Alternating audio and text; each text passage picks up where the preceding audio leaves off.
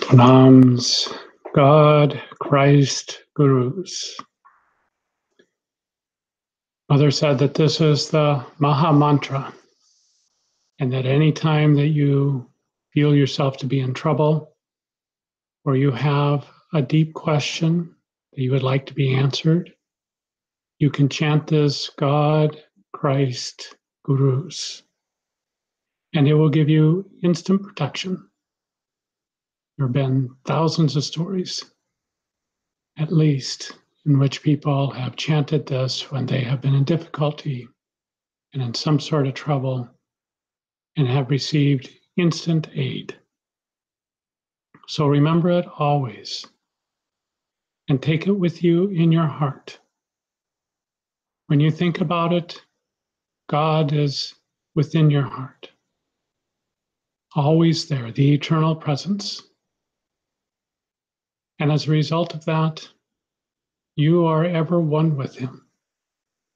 The seemingly sense of separation that we have with God is just a state of mind.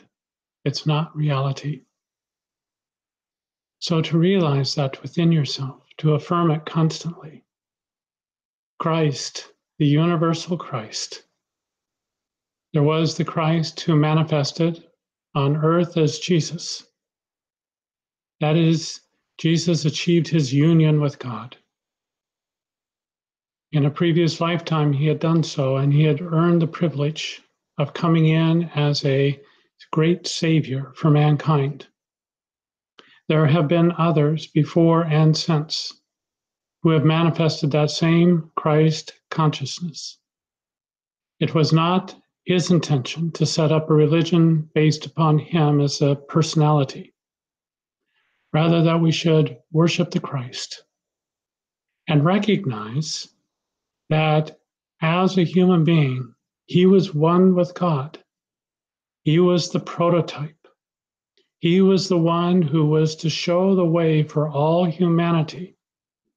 Not that we should just be in faith. Faith is a very important part of our walk with God. But that faith should transform itself into definite knowing through experience. That is the ultimate aim. And to lower our sights and not incorporate that is to betray the very purpose for which he came.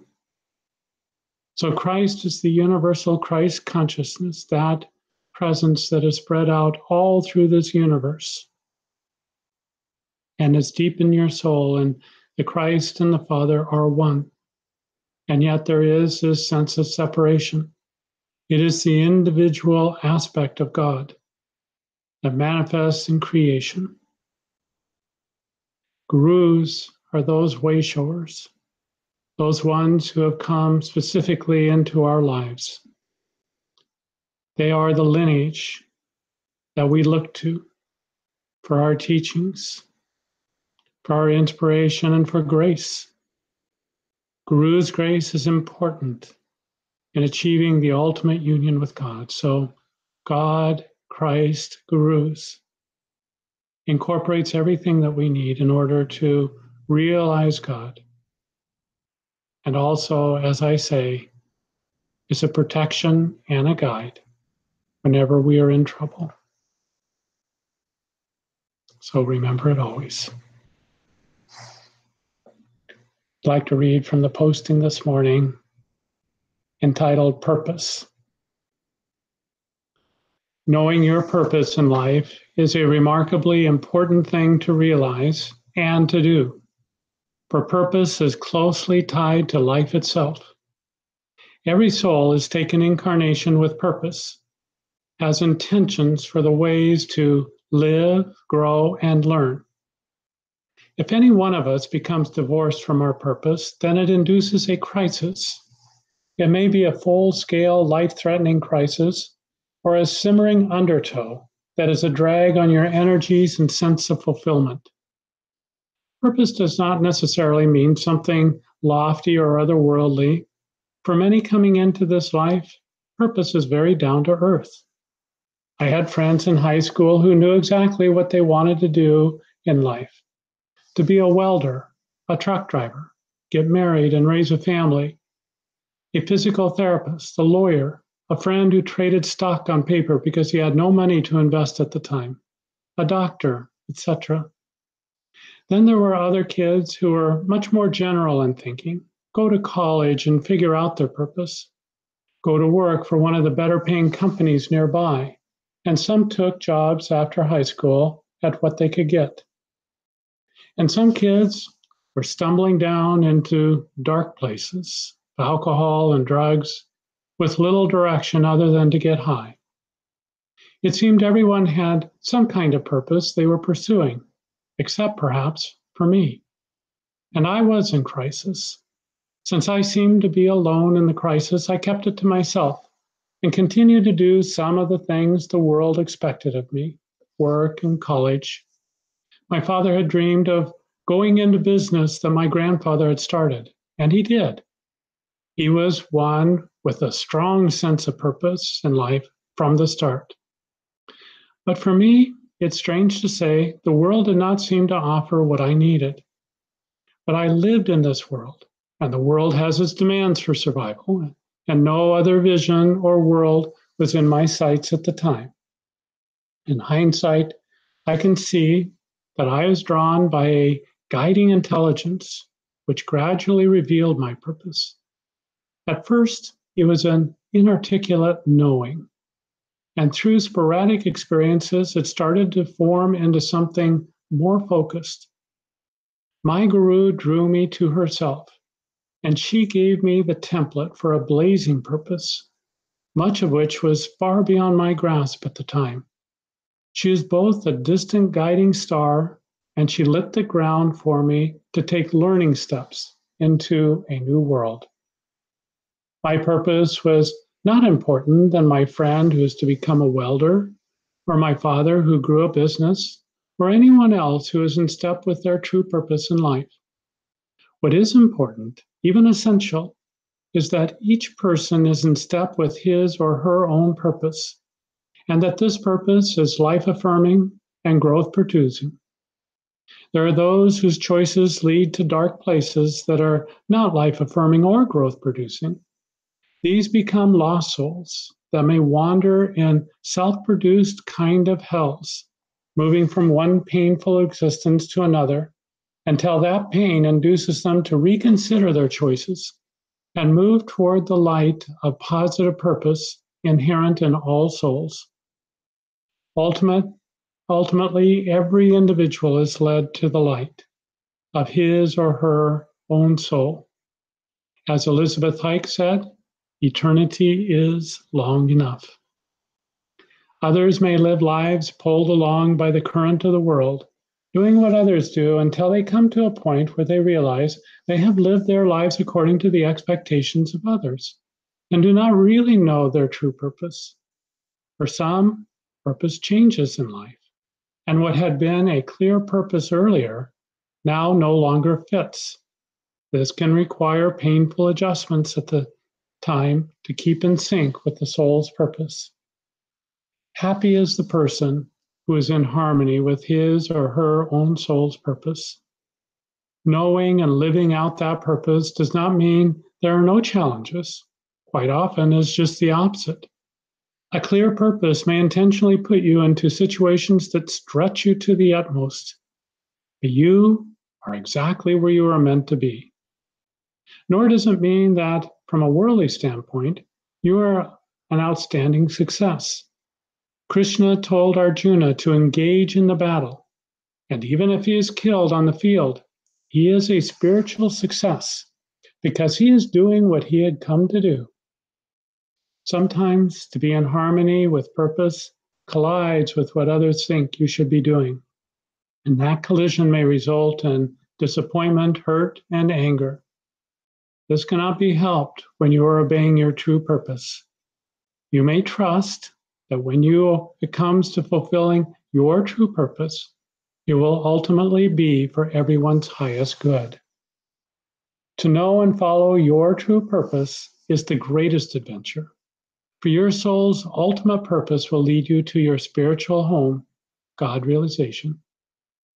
For those who are awakened to this spiritual purpose, there is no reason to stand in judgment of those who are seeking to fulfill more earthly goals, as long as that is their true purpose. You can take joy in seeing that a soul is seeking out what is truly theirs to do.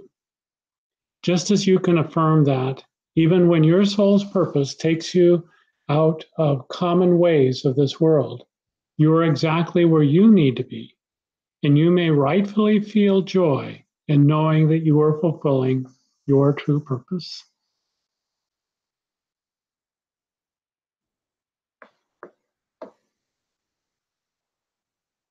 And reading from Master, his commentary on the Gita.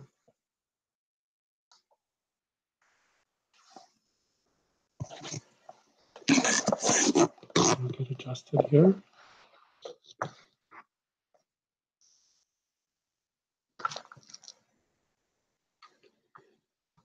This is Arjuna speaking. I can hardly figure out which would be better, that they should conquer us or that we should conquer them, the very children of Vishitarsha, after killing whom we should not care to live, are now facing us.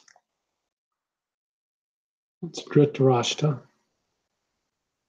So Arjuna here is facing across people that he grew up with.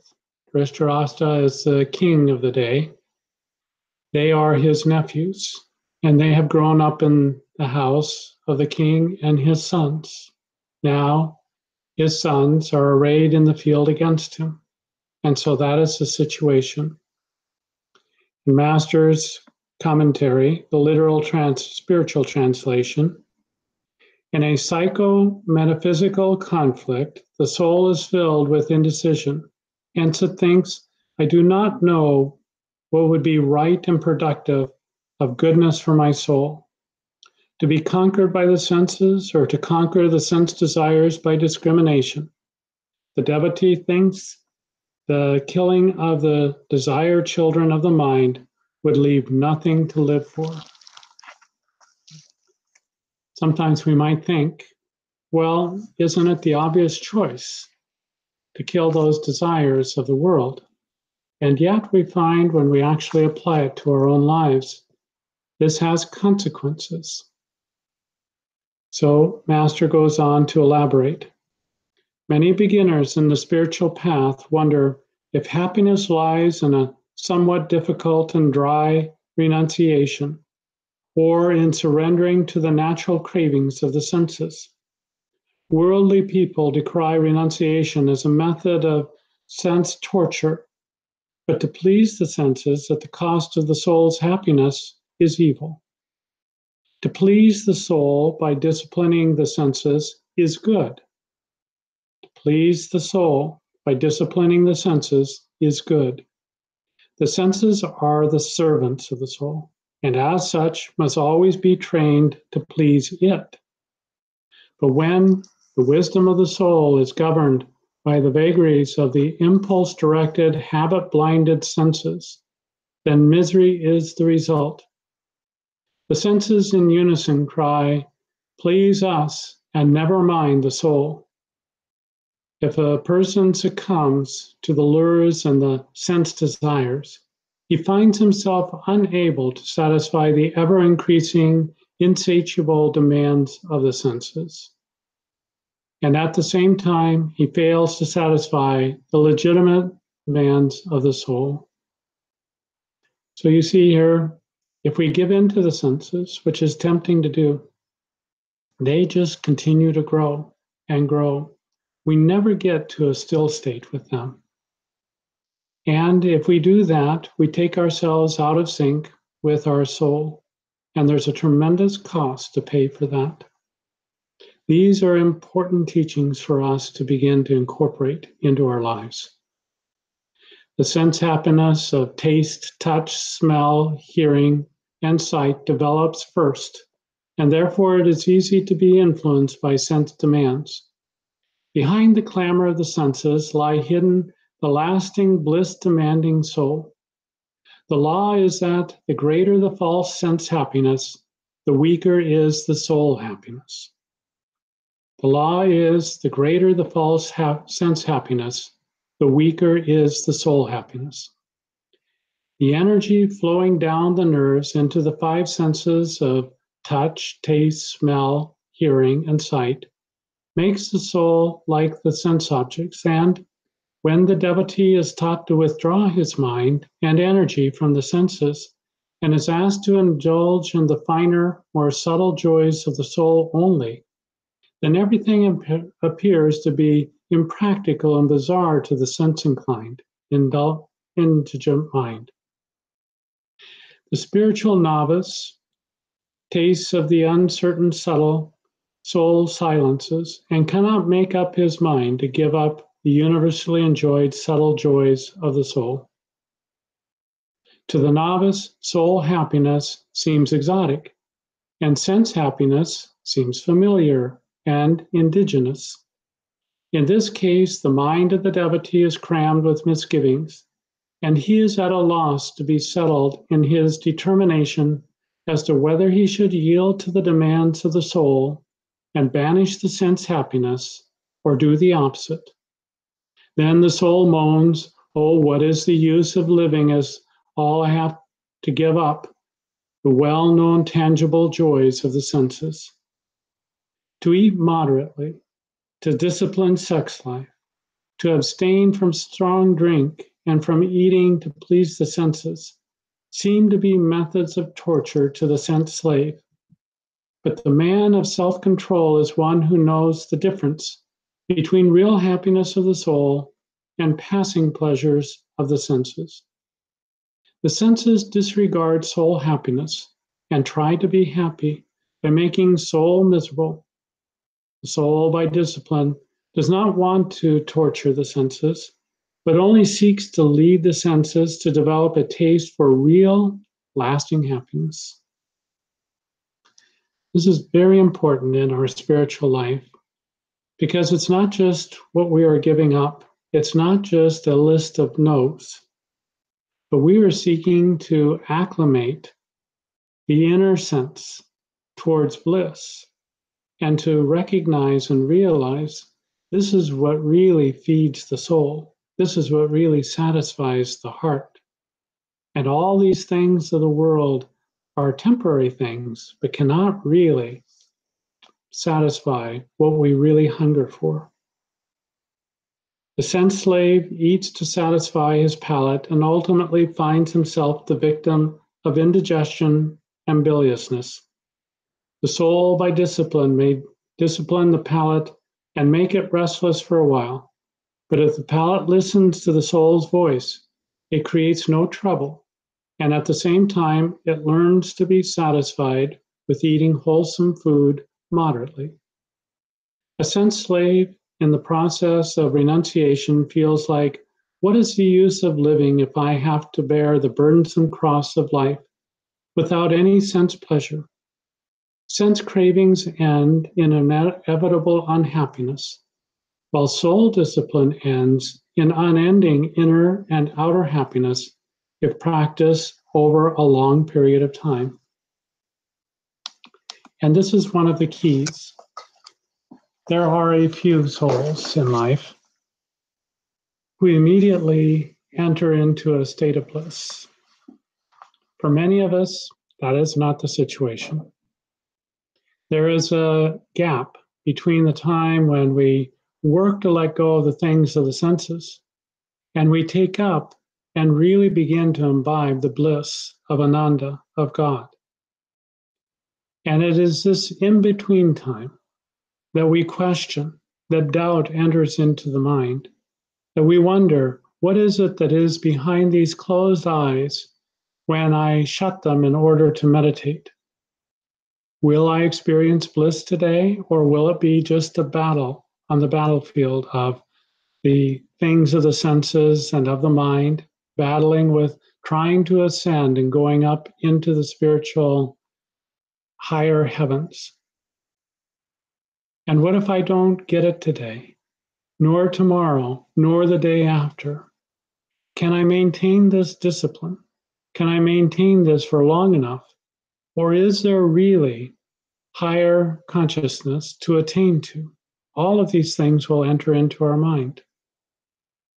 When we do so, when we have these kinds of thoughts, when we have these kinds of doubts, we know for certain that we stand on the battlefield, that these twin opposing forces on each side of the field, that which is calling to us and say, just enjoy life.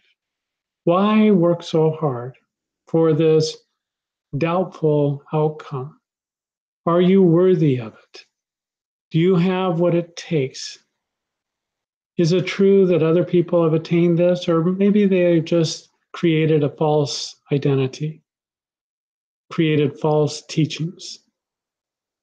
Or maybe they can do it because they're extraordinary, but I cannot do it because I know my failings, I know my weakness. And so over time, the world can start to call to us, can start to draw to us, because that is what's familiar. That's what's in the habit-forming mind. This truly is a tremendous battle that ensues.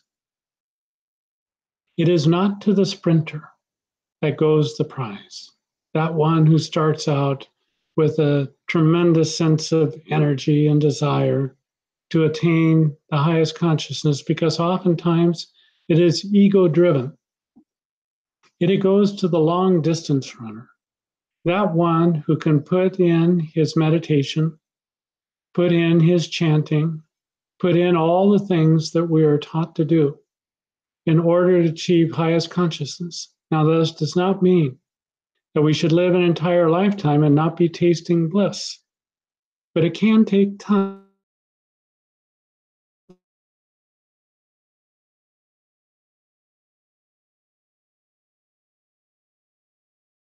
Meditation takes us up. Suddenly, something is released inside. We have fought the battle. We have turned the life energy from the senses and the nerves into the spinal passageway, and we are lifted up. The divine energy does the work in a sense, but we still have to make a choice. And we are still oftentimes faced with different battles. I remember when I was first starting out the spiritual path, I didn't even have a word for it at the time. I just knew that I was unhappy with the things of the world. They no longer called to me. And yet I didn't have anything readily at hand to replace it with. And so I disappointed people in my life. I had a football coach who had thought that I could play in major league football in the higher college. He had applied me into Penn State and Texas Longhorns, both of which were of the highest caliber at the time, thinking that I could make those teams and play. And when I didn't choose to do so, then I was not on his good list. He was upset with me because he saw that it was a wasted talent. But I couldn't do it. I would listen to the coaches when I went to these interviews, and I would hear them say, we're really going to kill him this year, and typical kind of talk from the coaches, and I just couldn't identify with it. I knew it was a major commitment of my life. It's not just something that you play for a few months out of the year. You really commit yourself to a program year-round. And I didn't have it in me. And my father was very disappointed as well. And there were others who had expectations. And so I had to disappoint those people. But I knew in myself that I couldn't fake it. I couldn't just do it. And yet I didn't have much to offer in return. I didn't know what else I was going to. And so it didn't look like much to others. It looked like I was rejecting the things that I should have been hanging on to, and that I was moving in directions I shouldn't be. And some of them I should not have been. And yet it was my desire to find out what my true purpose was in life. So I had to let go of the known, or rather, perhaps better said, it let go of me. because I would have, in some ways, happily followed on if that had been my desire nature. But I couldn't find it in myself. And so it was a lonely time. It's a time that I didn't understand myself, much less anybody else understanding me. And I was looking into the more esoteric teachings at the time. And I remember there was a teacher that I had, and I was talking with her, and we were talking, and she had some interest in the esoteric. And she said, be careful. You want to be careful what you do. Some of these things you can get into are dangerous. And she's not dissuading me, she was warning me. And it was a just warning because there are some troubles that we can get into, some dark powers and so on. We have to be true of purpose. And I continued on. And it brought me into a greater and greater crisis as I collided with this world. And this world did not look to satisfy anything that I had. Now, many of us have carried on such a crisis, either very quietly within our normal lives, or we have stepped outside of the stream of normal life because we found that it just didn't satisfy, that there had to be something more. And that's what I felt. There had to be something more. But it can come at a cost. You think of St. Francis, and he was born to a wealthy father, and his father wanted him to enter into the family business. And when St. Francis went through a change of life, he wasn't St. Francis then. He was, by all accounts, he was a rather small, and even though they portrayed him in the movies as a very handsome young man, he was not. And so he was setting out on his own. And his father was very angry with him, very angry. And he wanted to divorce his son. And so he took him to the church. And in front of everybody, he renounced him and said that he would no longer have any share in inheritance and that he is no longer his son. Can you imagine such a thing? In front of the whole town. And St. Francis was of very strong will and determination. He knew that his path lied elsewhere. And yet I think he too did not know exactly where his life would take him to. But he went to St. Damian's and he started to rebuild that church. It was something physical he could do because the Christ had said, rebuild my church. And in the beginning, because he came at a materialistic time of the age, he thought rebuilding a church must mean brick by brick, you start to rebuild the church. And then later on, as he started to form a group of people who were very dedicated, who were all around him, and he wanted the approval of the church, but that's not easy to come by to start a new order. And he didn't want to be a priest, and he didn't want others to be a priest. He wanted them to be brothers. He didn't want them part of the church hierarchy. He wanted everyone to live simply. He didn't even want books. He wanted to be people to be involved in prayer and deepened meditation and living a simple life. And this is the way that he wanted to form his new order. And he went to the Pope, and amazingly enough, the Pope had a dream because that day he saw this young man, small and unprepossessing, but he came and he announced that he wanted to form this new order. And it isn't said what the priest thought, or what the Pope thought, but you get the impression he wasn't that impressed to start with. But that night, he had a dream. And in this dream, physical church that represented, he knew the whole Catholic Church was falling over. It was leaning to one side. And then when he looked around, he saw that there was this one young man who had come the day before, who was holding the church up and starting to push it upright again. And so the next day, he approved of this new order. And so then St. Francis thought perhaps that rebuild my church meant to rebuild the Catholic Church. And so with his order, he was inspired that he might be able to renew the church. There is much corruption at the time. people who had a nice lifestyle as a priest, but didn't necessarily live the life. And here was his group. They came to be 5,000 in total. And they were living the life. There is nothing else for them. There is no power. There is no prestige. They live very simply like the birds, living in nature. And so he was rebuilding the church. But then God took him past that. He took him into a deeper meaning where he was rebuilding the church inside, the new body in Christ. And God took him through a crucifixion. And the crucifixion was both interior and it was in his body as well. His very body seemed to be crucified through these experiences, terribly painful. His eyes were shut from an oozing that constantly came out of them. He had sores. He had the life of Job. And it was very, very difficult. And yet, wherever he went, he was carried oftentimes in a stretcher because he didn't have the capacity for walking.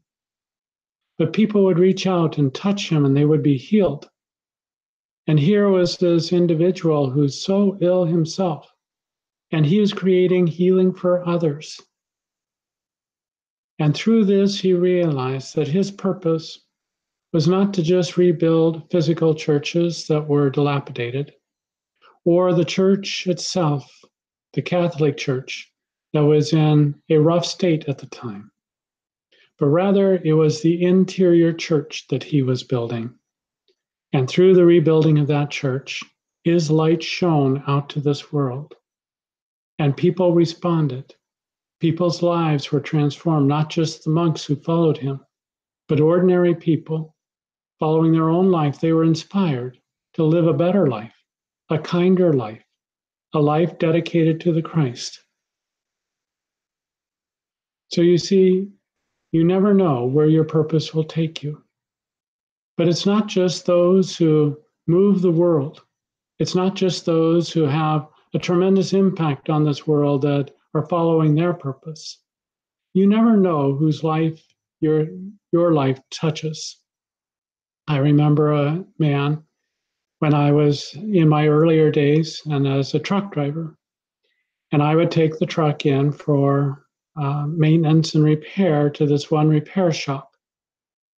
And I loved having this one mechanic work on it because whatever the problem was, he would diagnose it, and then he would go to work and he would go to his toolbox and he would grab all the tools he knew that he would need it. And sometimes they are complex repairs. And very rarely, if ever, he had to go back to his toolbox. He was a master craftsman.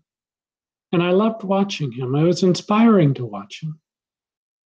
And you can find inspiration from anyone in any field who's mastered their craft.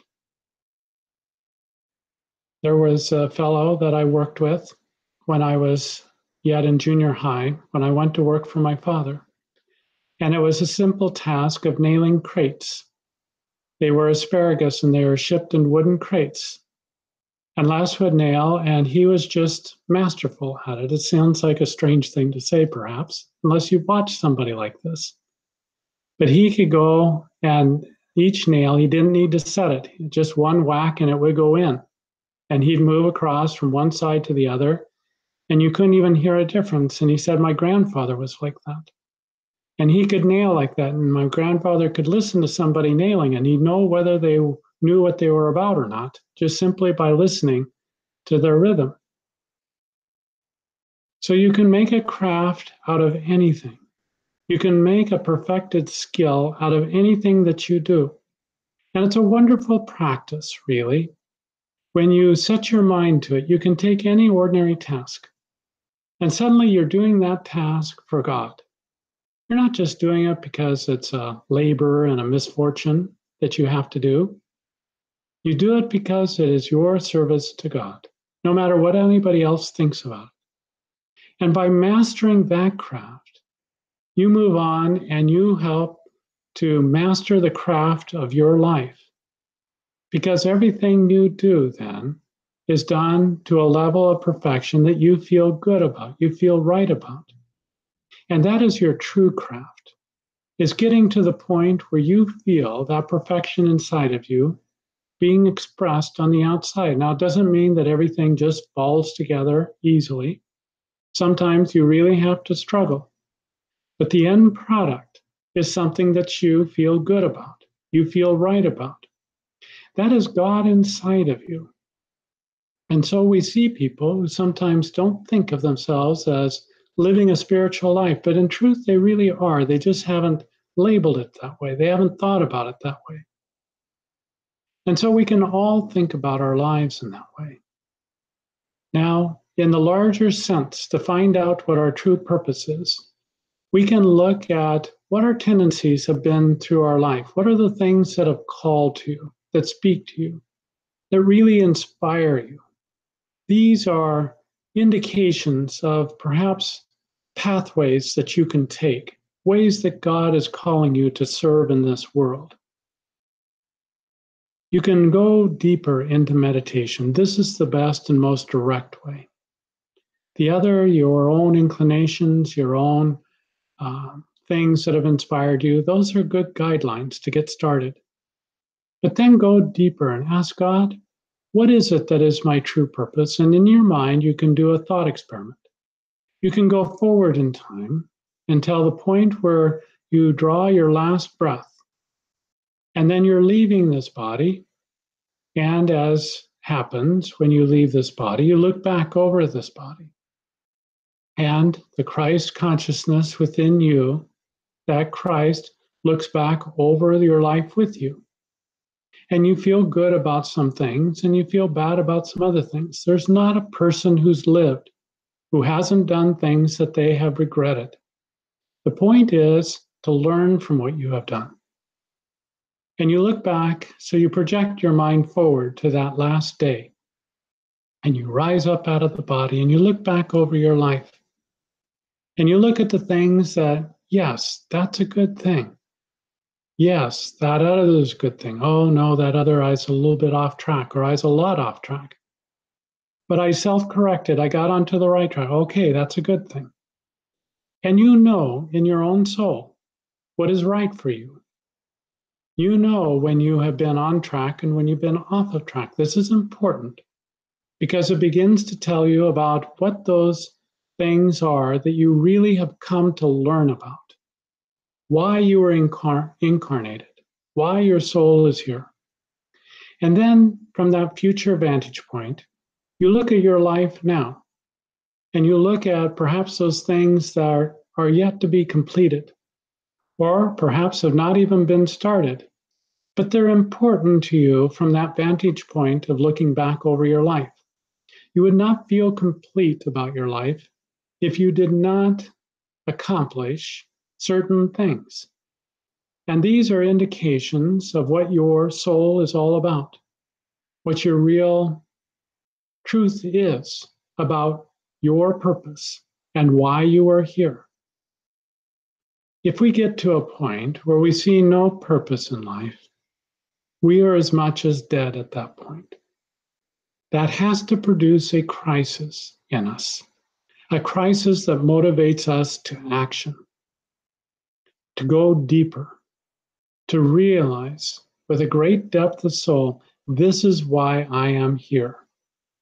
If we do not have that, we are like a rudderless boat that we may be going someplace fast, but who knows where, and even if it's in the right direction.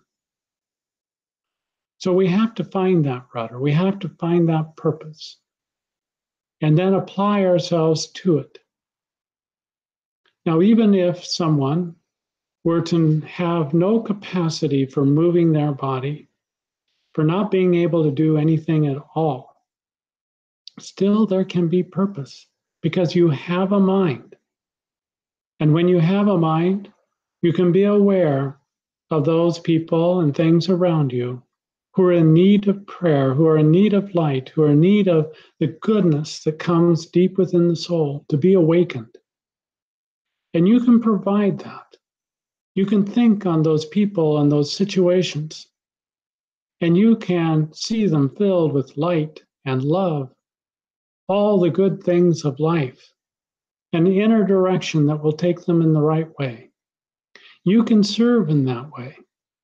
Now, sometimes you hear people say, all I could do is pray for that situation, as if that's the least you could do. When in reality, it's one of the greatest things that we can do. Now, from out of our prayer, we may be called to action to say a few words to someone or to do an act of kindness, to some way help them as our soul provokes us to do. But really, that thought of prayer, that act of prayer, of seeing the light awaken in others, it communicates itself because we are all connected. Even as when you think of someone with hatred, you communicate that hatred to them, or with jealousy, or with anything else. That is why it is so important, not only for ourselves, but for others, what and how we think about others. This is vastly important. Are we a blessing or are we a curse in life, to ourselves and to others? Some people act and think in ways that they think it makes no difference in life. And it is true, we have a right to our own thoughts. But our thoughts do communicate themselves to the world at large. And we pay a price or we are rewarded according to how we think. So to attune yourself to the highest thought, to bring yourself to a level where you are a blessing to this world because you channel God within you.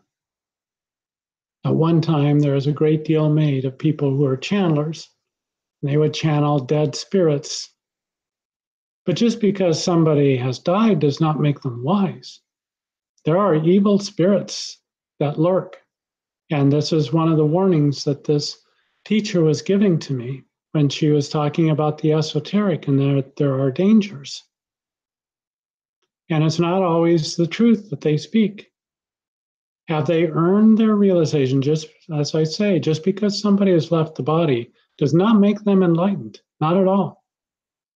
I remember reading about one spirit who was being channeled, sold millions of books, and was widely influential.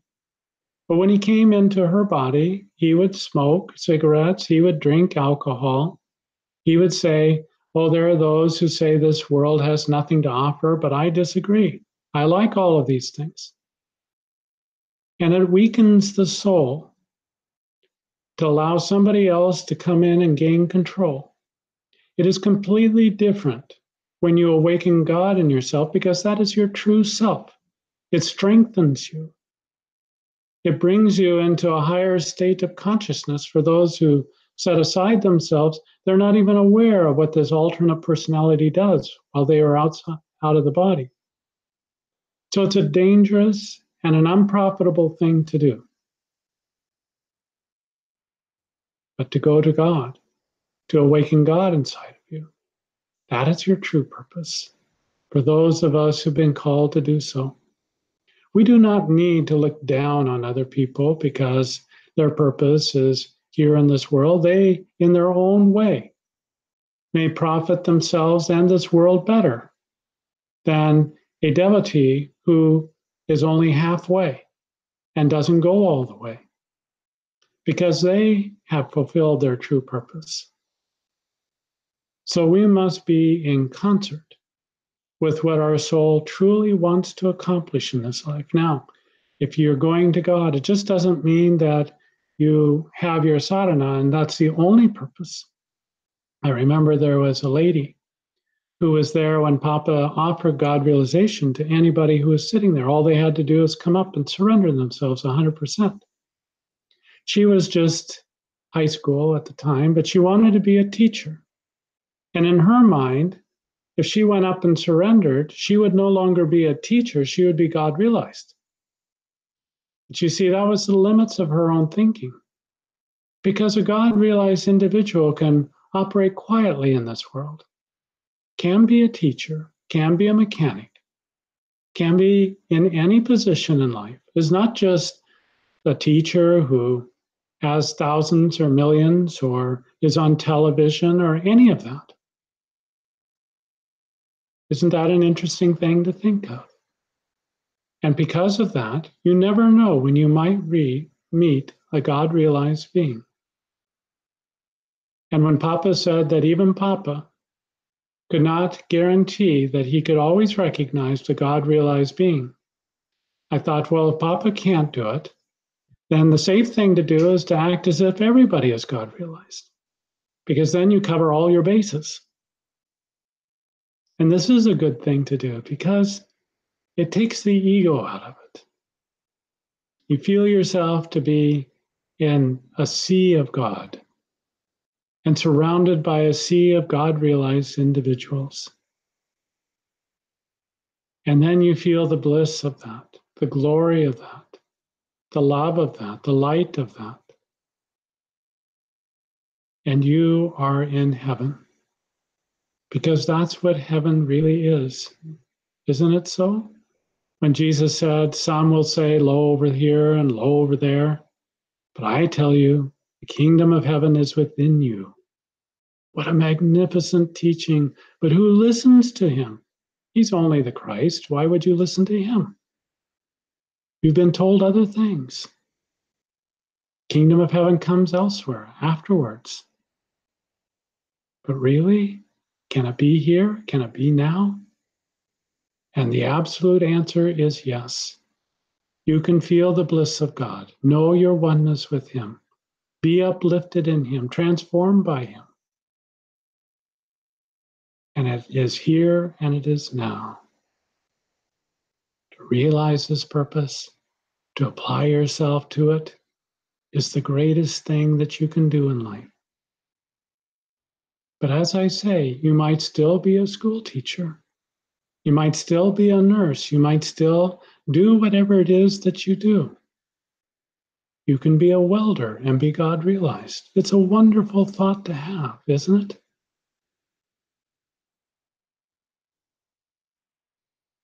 So let us focus on our purpose. And if we feel that we're a bit at a loss, what our purpose is, then make that your purpose, to find out your purpose. Isn't that the first thing? If you're headed out on a trip, isn't the first thing to do is know where you're headed for, at least in a general sense?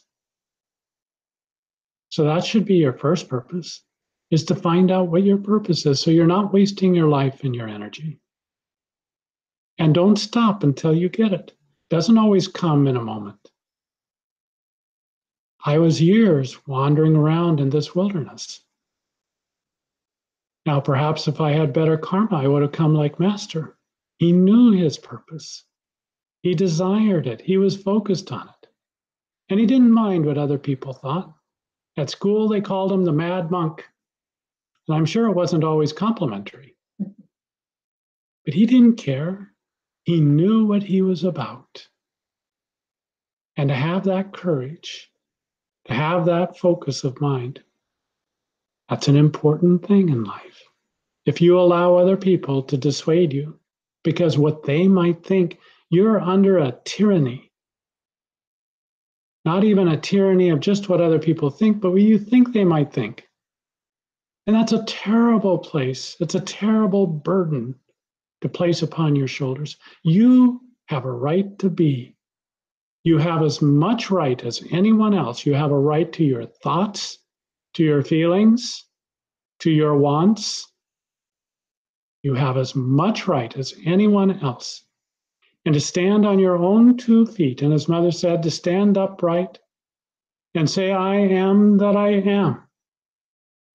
I am the eternal being, blazing within my own heart and my own soul. And I have a right to be. I have a right to take up space, to breathe the air, to do as God directs me to do. Not more right than others, but the same right. And then you live your life with boldness. You step forward. You know, I was born into this world a very shy person. And it dictated so much of what I did. And I did not fully live my life in those days because of that shyness. And it's a terrible thing, really, for somebody not to feel like that they have the right to be here, a right to their own thoughts and their own feelings. It's a terrible thing. It's a terrible prison.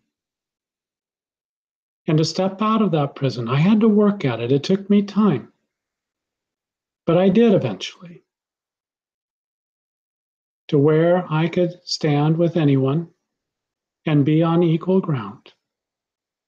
That's really something. And Mother said that of herself. She said that she would she could be in a hut with the, you might say, lowliest, humblest person around, or she could stand in a palace with a great king, and she'd done both. And she was on equal terms either way. That's a wonderful freedom to have. And to feel that you have that same freedom and that you can walk the earth with purpose and bring your light of God, because this world benefits from that. It definitely does. It needs it. And it needs it now, perhaps as never before, because there are so many countervailing forces at work.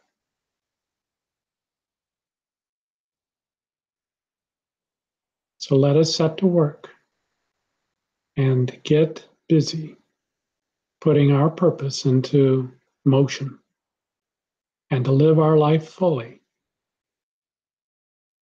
And we can always check in with ourselves. How am I doing? We can check in with that future self. Am I on track? Is there things that I'm missing? Are there things that I'm missing? And we will know. We'll have an intuitive knowingness. We may not know exactly what's missing, but we'll feel something is. Or we'll feel complete. We'll feel, yes, I'm not there yet, but I'm doing what I came to do.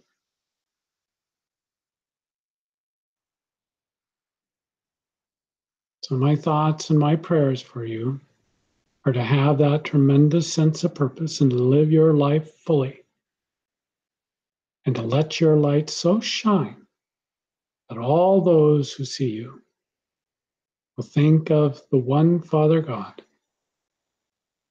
and glorify Him in their hearts and in their minds. God, Christ, Gurus.